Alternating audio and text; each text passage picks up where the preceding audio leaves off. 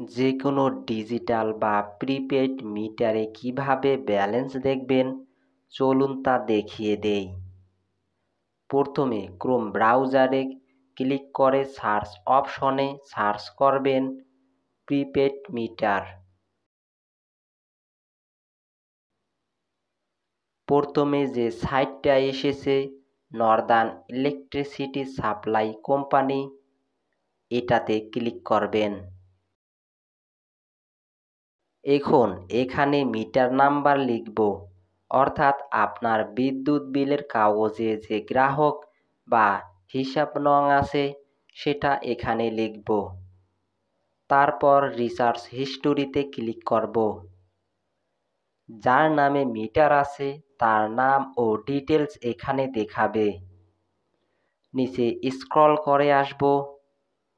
এখানে দেখুন অবশিষ্ট ব্যালেন্স দেখাচ্ছে। এই ব্যালেন্সে যদি বিয়োগ চিহ্ন আসে তাহলে এটা আপনার খরচ হয়েছে, অর্থাৎ আপনি যত টাকা রিচার্জ করেছেন সেটা থেকে এই টাকা খরচ হয়েছে। এই মিটারে দেখা যাচ্ছে 117 টাকা 48 পয়সা খরচ হয়েছে।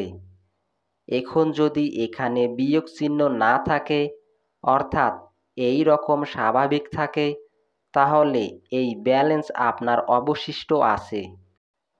অর্থাৎ মাইনাস থাকলে আপনি সেই ব্যালেন্স খরচ করেছেন, আর যদি মাইনাস চিহ্ন না থাকে তাহলে সেই ব্যালেন্স বর্তমানে আছে।